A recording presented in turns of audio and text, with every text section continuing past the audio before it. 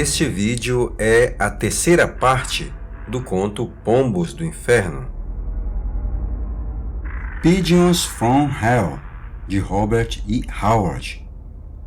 Provavelmente escrito perto do fim do ano de 1934 e publicado póstumamente em maio de 1938 na revista pulp Weird Tales.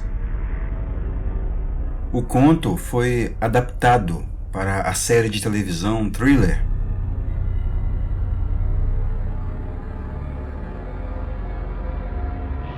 Apresentada pelo consagrado ator de terror Boris Karloff. Foi exibida no episódio número 36, em junho de 1961, sob o mesmo nome. Foi adaptada aos quadrinhos em 4 partes pela editora Dark Horse em 2008, com o roteiro de John Lansdale e arte de Nathan Fox. Aqui neste vídeo eu utilizo a adaptação aos quadrinhos da editora Eclipse Books, em seu selo Eclipse Graphic Albums. Roteiro e arte de Scott Hampton, vencedor do Harvey Awards em 1993 por Batman Night Cries.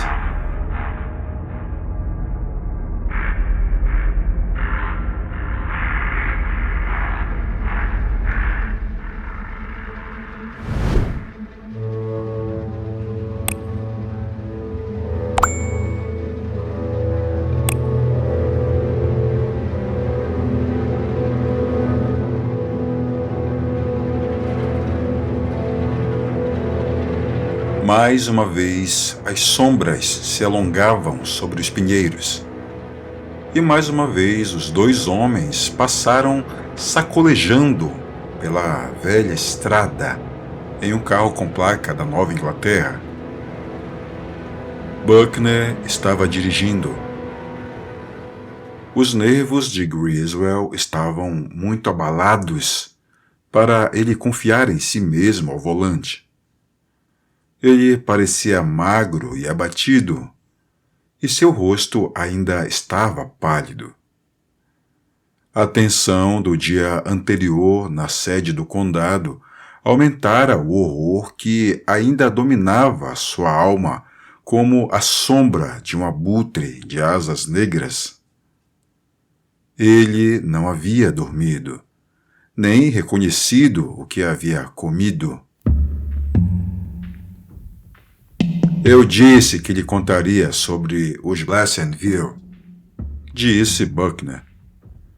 Eles eram pessoas orgulhosas, arrogantes e muito implacáveis quando estavam determinados a fazer algo. Eles não tratavam seus escravos tão bem quanto os outros fazendeiros. Acho que trouxeram suas próprias ideias das Índias Ocidentais. Havia um traço de crueldade neles, principalmente na senhorita Celia, a última da família a vir para esta região. Isso foi muito depois de os escravos terem sido libertados, mas ela chicoteava sua criada mulata como se fosse uma escrava, dizem os mais velhos. Os negros diziam que, quando um Pleasantville morria, o diabo estava sempre esperando por ele nos pinheiros negros. Bem, depois da Guerra Civil, eles morreram muito rápido, vivendo na pobreza, na plantação que foi deixada à ruína. Por fim, sobraram apenas 4 meninas, irmãs, que viviam na velha casa e mal ganhavam para viver. Com os negros que moravam nas velhas cabanas de escravos e trabalhavam nos campos. Elas se mantinham isoladas, por orgulho, e tinham vergonha de sua pobreza. As pessoas podiam passar meses sem vê-las. Quando precisavam de suprimentos, Elas enviavam um negro para a cidade para buscá-los. Mas as pessoas ficaram sabendo quando a senhorita Célia veio morar com elas. Ela veio de algum lugar das Índias Ocidentais, onde toda a família originalmente tinha suas raízes. Dizem que ela era uma mulher linda e requintada, de 30 e poucos anos. Mas ela não se associava com as pessoas mais do que com as garotas. Ela trouxe uma criada mulata com ela, e a crueldade dos Pleasantville's transpareceu no tratamento que ela deu a essa criada. Eu conheci um velho anos atrás que jurou que viu a senhorita Célia amarrar essa garota a uma árvore, completamente nua, e açoitá-la com um chicote. Ninguém se surpreendeu quando ela desapareceu. Todos imaginaram que ela havia fugido, é claro. Bem, um dia, na primavera de 1890, a senhorita Elizabeth, a mais jovem das garotas, foi à cidade pela primeira vez em talvez um ano. Ela foi buscar suprimentos. Disse que todos os negros haviam deixado o lugar. Ela também falou um pouco mais, algo perturbador. Disse que a senhorita Célia se fora, sem dizer nada. Disse que suas irmãs acreditavam que ela havia voltado para as Índias Ocidentais, mas ela acreditava que sua tia ainda estava na casa. Ela não explicou o que queria dizer, apenas juntou os seus suprimentos e voltou para a mansão. Um mês se passou. E um homem negro veio à cidade e disse que a senhorita Elizabeth estava morando sozinha na mansão. Disse que suas 3 irmãs não estavam mais lá, que tinham ido embora uma após a outra sem dar nenhuma explicação ou deixar um bilhete.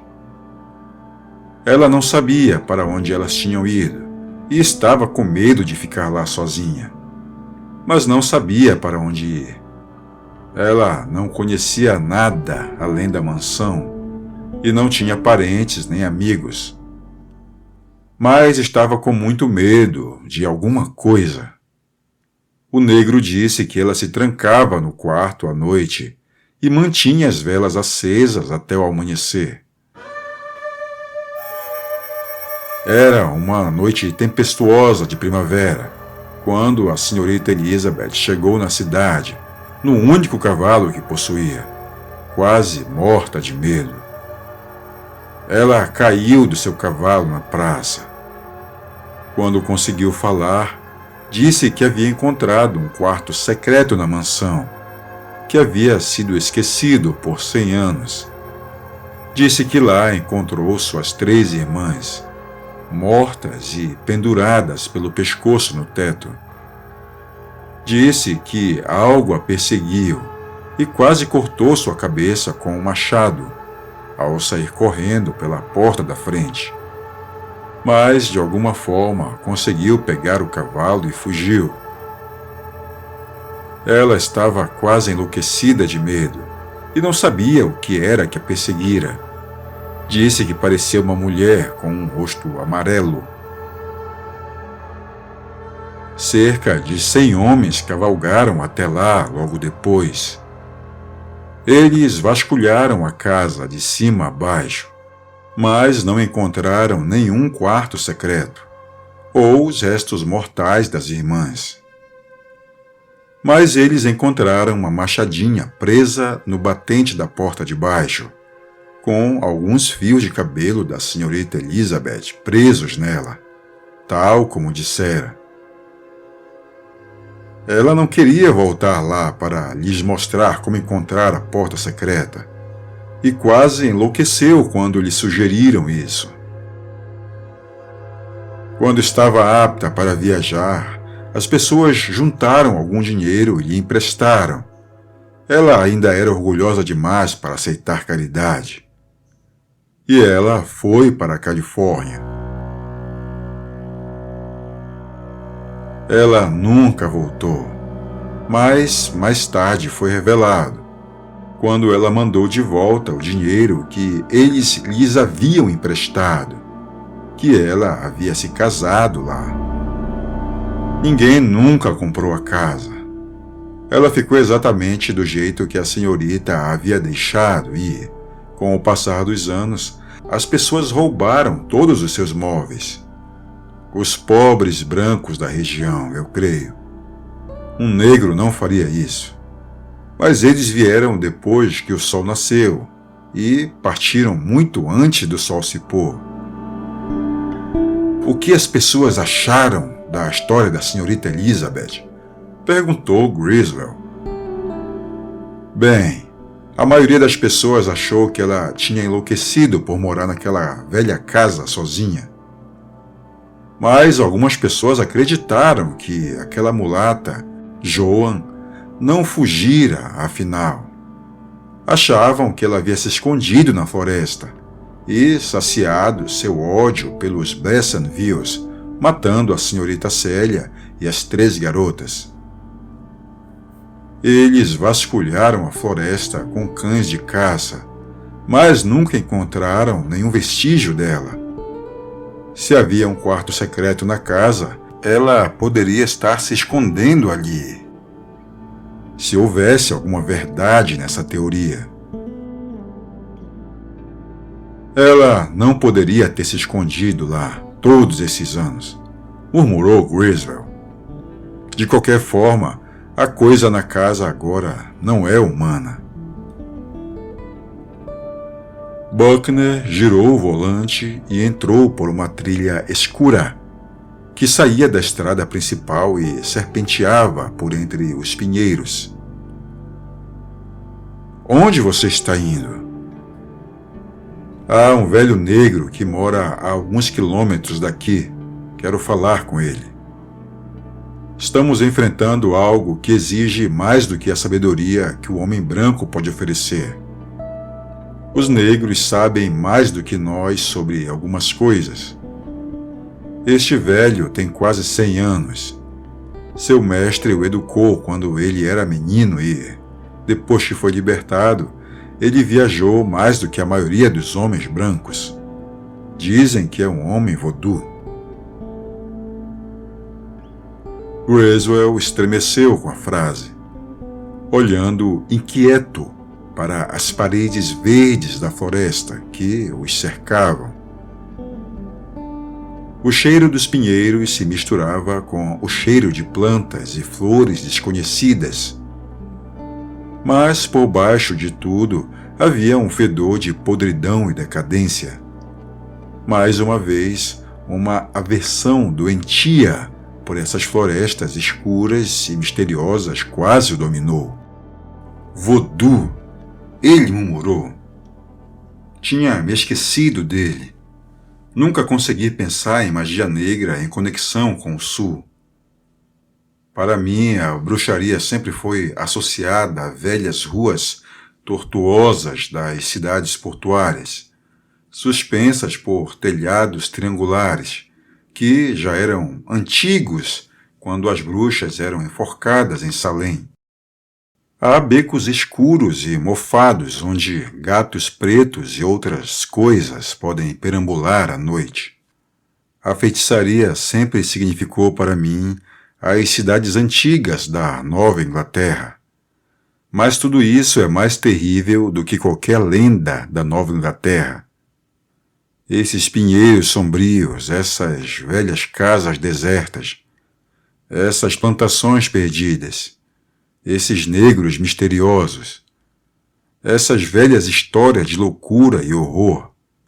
Deus, que terrores antigos e terríveis existem nesse continente, que os tolos chamam de novo. Aqui está a cabana do velho Jacob, anunciou Buckner, parando o automóvel. Griswell viu uma clareira e uma pequena cabana sob as sombras das enormes árvores. Os pinheiros ali davam lugar aos carvalhos e ciprestes, com suas barbas de musgo cinza. e atrás da cabana ficava a beira de um pântano que se estendia sob a escuridão das árvores, sufocado por uma vegetação espessa. Um fino fio de fumaça azul erguia-se da chaminé de madeira e argila. Ele seguiu Buckner até a minúscula varanda, onde o xerife abriu a porta com dobradiças de couro e entrou. Griswell piscou com a relativa penumbra do interior. Uma única janela pequena deixava entrar um pouco de luz do dia. Um velho negro agachado perto do fogão, observando uma panela de ensopado acima das chamas. Ele olhou para cima quando eles entraram, mas não se levantou. Ele parecia incrivelmente velho. Seu rosto era uma massa de rugas, e seus olhos, escuros e cheios de vida, às vezes pareciam velados, como se sua mente estivesse divagando. Buckner fez um sinal para que Griswell se sentasse em uma cadeira de vime, e ele próprio se sentou em um banco de construção rústica perto do fogão, de frente para o velho. Jacob, ele disse sem rodeios, chegou a hora de você falar. Eu sei que você conhece o segredo da mansão Pleasantville. Eu nunca questionei você sobre isso, porque não era da minha conta. Mas um homem foi assassinado lá ontem à noite, e este homem aqui pode ser enforcado por isso, a menos que você me diga o que assombra aquela velha casa dos Pleasantville. Os olhos do velho cintilaram, depois ficaram nebulosos, como se nuvens extremamente antigas cruzassem sua mente frágil. Os Pleasantville, ele murmurou, e sua voz era melodiosa e profunda. Sua fala não era o jargão dos pinheiros escuros. Eles eram pessoas orgulhosas, senhores, orgulhosos e cruéis. Alguns morreram na guerra, outros morreram em duelos. Os homens, senhores. Alguns morreram na mansão, a velha mansão. Sua voz foi sumindo em murmúrios ininteligíveis. O que você sabe sobre a mansão? Perguntou Buckner pacientemente. A senhorita Célia era a mais orgulhosa de todas, murmurou o velho. A mais orgulhosa e a mais cruel. Os negros a odiavam. Joan mais do que ninguém. Joan tinha sangue branco e também era orgulhosa. A senhorita Célia a açoitava como uma escrava. Qual é o segredo da mansão Pleasantville? Insistiu Buckner. O véu desapareceu dos olhos do velho. Naquele momento, eles estavam tão escuros quanto poços iluminados pela lua. Que segredo, senhor? Não entendo. Sim, você entende. Por anos aquela velha casa permaneceu com seu mistério. Você conhece a chave para o seu enigma. O velho mexeu no ensopado. Ele agora parecia perfeitamente racional. Senhor, a vida é doce, mesmo para um velho negro. Você quer dizer que alguém iria matá-lo se você me contasse? Mas o velho resmungou de novo, com os olhos turvos. Não alguém. Ninguém humano. Não seria um ser humano. Os deuses negros dos pântanos. Meu segredo é inviolável, protegido pela grande serpente. O Deus que está acima de todos os deuses. Ele enviaria um de seus irmãozinhos para me beijar com seus lábios frios. Um irmão mais novo, com uma lua crescente branca na cabeça. Vendi minha alma para a grande serpente quando ela me fez um criador de Zuvimbis. Buckner se enrijeceu. Já ouvi essa palavra antes, disse ele baixinho. Dos lábios de um negro moribundo, quando era criança. O que significa? O medo encheu os olhos do velho Jacob. O que eu disse? Não, eu não disse nada. Zuvimbis, sugeriu Buckner. Zuvimbis, repetiu mecanicamente o velho, os olhos vazios. Uma Zuvimbi já foi uma mulher. Na costa dos escravos, eles as conhecem. Os tambores que sussurram à noite nas colinas do Haiti falam delas. Os criadores de Zuvimbi são homenageados pelo povo de Dambalá.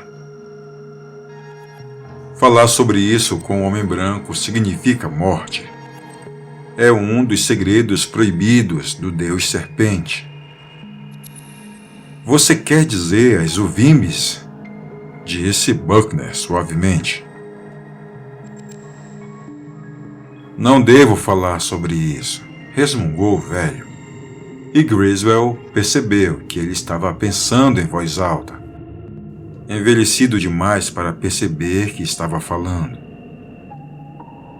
Nenhum homem branco deve saber que eu dancei na cerimônia negra do voodoo e fui transformado em um criador de zumbis e zuvimbis.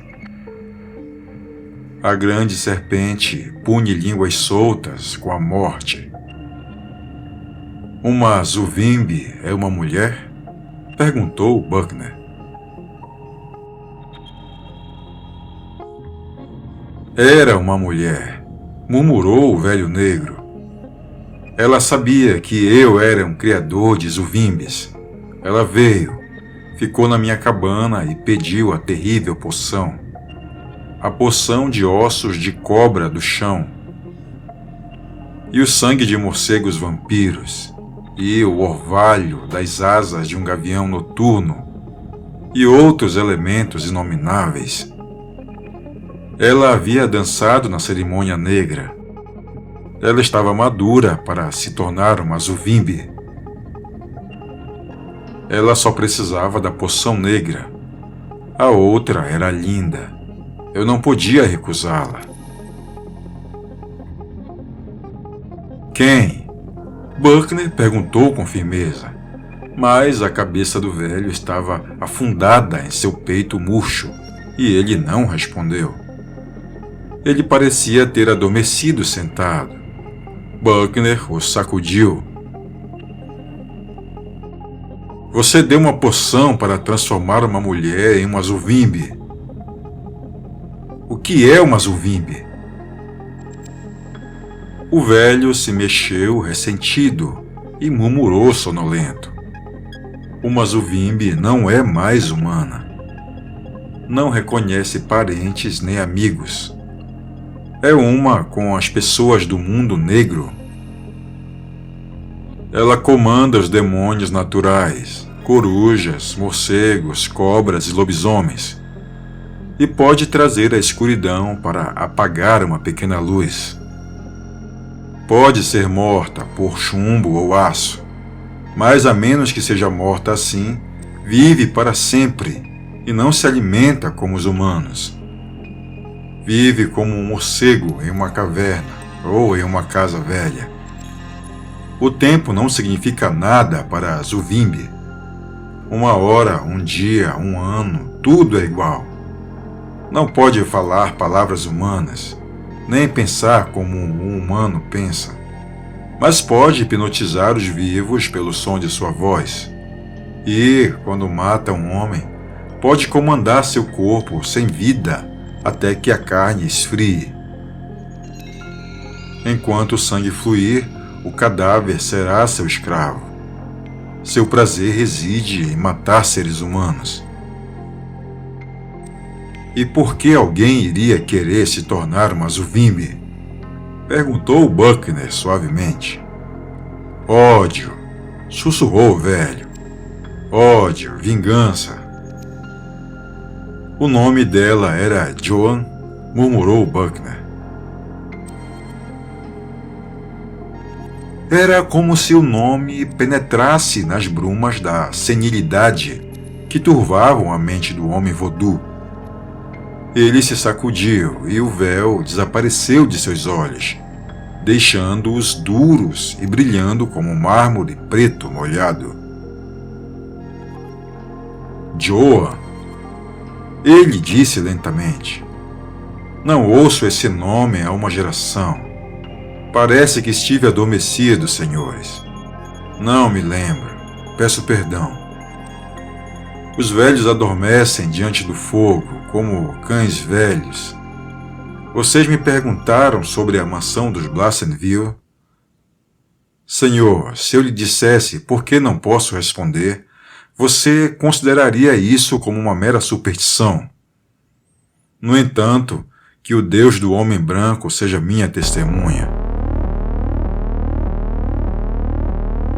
Enquanto falava, ele estendeu a mão para pegar um pedaço de lenha do outro lado do fogo, tateando entre as pilhas de gravetos ali. E sua voz se quebrou em um grito, quando ele puxou o braço para trás convulsivamente.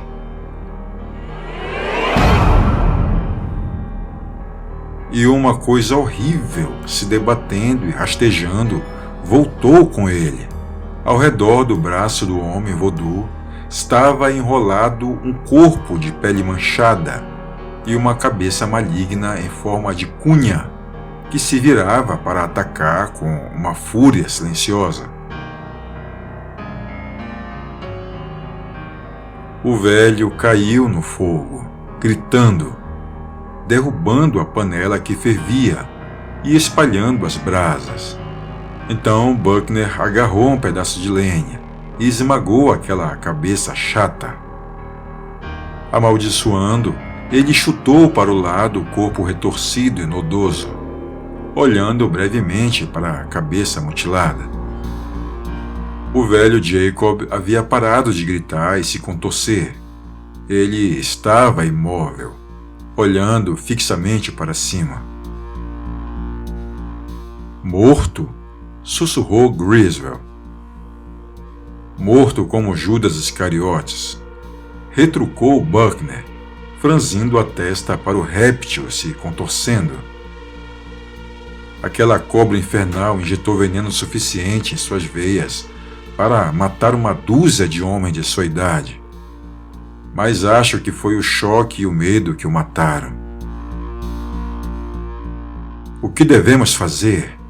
Perguntou Griswell, tremendo. Deixar o corpo naquela cama. Nada pode machucá-lo se fecharmos a porta para que os porcos selvagens não possam entrar, ou qualquer gato. Amanhã vamos levá-lo para a cidade. Esta noite temos trabalho a fazer. Vamos indo. Griswell encolheu para não tocar no cadáver, mas ajudou Buckner a colocá-lo na cama rústica e depois saiu aos tropeções da cabana. O sol estava pairando acima do horizonte, visível numa chama vermelha estonteante, através dos troncos negros das árvores. Eles entraram no carro em silêncio e voltaram a sacolejar pelo caminho acidentado. Ele disse que a grande serpente enviaria um de seus irmãos, murmurou Griswell. Bobagem, bufou Buckner. As cobras gostam de calor e aquele pântano está cheio delas. Ela rastejou e se enrolou entre a lenha. O velho Jacob a perturbou e ela o mordeu. Não há nada de sobrenatural nisso. Após um breve silêncio, ele disse, com um tom diferente: essa foi a primeira vez que vi um ataque de cascavel sem aviso. E a primeira vez que vi uma cobra com uma lua crescente branca na cabeça. Eles estavam entrando na estrada principal antes que qualquer um deles falasse novamente. Você acha que a mulata Joan ficou escondida na casa durante todos esses anos? Griswell perguntou. Você ouviu o que o velho Jacob disse? Respondeu Buckner severamente. Tempo não significa nada para uma Zuvimbi. Quando fizeram a última curva da estrada, Griswell se preparou para a visão da mansão Blassenville, assomando-se contra o pôr do sol vermelho. Quando apareceu, ele mordeu o lábio para não gritar. A sugestão de horror enigmático voltou com toda a força. Veja, ele sussurrou com os lábios ressecados quando eles pararam ao lado da estrada. Buckner resmungou. Uma nuvem de pombos ergueu-se do parapeito da varanda, dissipando-se ao pôr do sol, negra contra o brilho sinistro.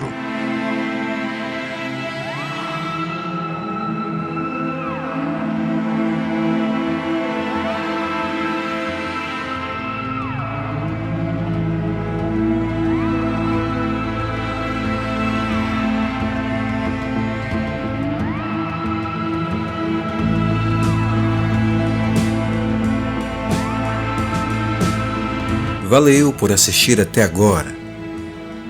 Se você gostou e acha que devo continuar produzindo esse tipo de conteúdo, deixa aí o seu like. O Crônicas Ivorianas é o canal do Conan. Aqui toda semana tem conteúdo sobre o Cimério. Então, se você não é inscrito, cogite se inscrever, é grátis. Além do like, você pode ajudar o Crônicas de mais duas formas. A primeira é utilizando o nosso link para fazer suas compras na Amazon. Ele está nas descrições dos vídeos e não altera em nada o valor de sua compra e ainda ajuda o canal a sobreviver. A outra é através do botão Valeu, que está localizado logo abaixo do vídeo. Ali você pode clicar e apoiar o nosso trabalho com qualquer valor. Fique à vontade para contribuir se você puder. Eu sugiro que você dê uma navegada pelas nossas playlists. Com certeza você vai curtir o conteúdo. E aproveita lá para comentar e interagir comigo. A gente se vê então no próximo vídeo. Valeu, tchau!